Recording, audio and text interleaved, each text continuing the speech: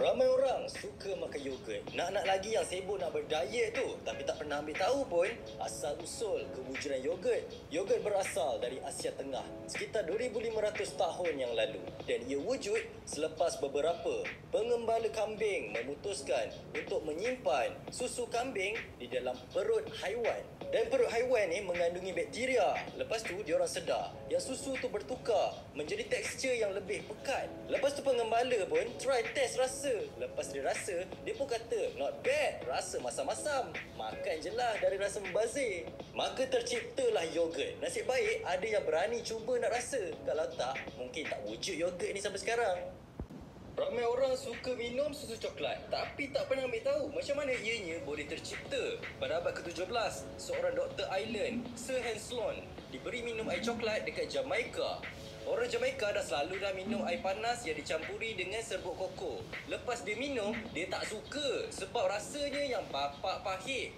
Jadi dia pun mula campurkan serbuk koko dengan susu dan dia pun suka.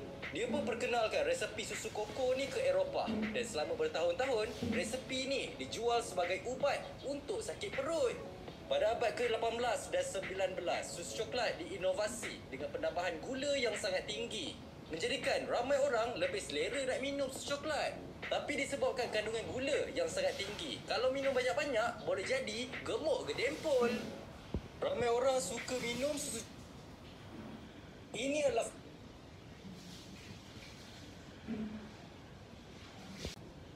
adalah fakta gila tentang susu pisang. Pada tahun 70-an, selepas Perang Korea, kerajaan Korea Selatan menggalakkan rakyat untuk banyak minum susu untuk tingkatkan kesihatan awam. Sebab lepas perang, orang Korea Selatan ramai dah tak bernutrisi.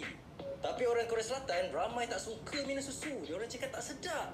Jadi, syarikat tempatan bernama Bingray dapat idea campurkan susu dengan perasa pisang. Lagipun masa tu, harga pisang mahal dekat Korea. Rakyat tak mampu nak beli. Jadi bila campurkan susu dengan perasa pisang, masyarakat mestilah nak rasa. Sebab kalau nak beli pisang betul, tak mampu. Minum punya minum, rakyat Korea Selatan suka dengan susu berperisa pisang. Susu berperisa pisang punya jualan pun meningkat gila-gila. Sehingga ke hari ini, susu berperisa pisang berkembang bukan sahaja dekat Korea Selatan, tapi dekat seluruh dunia.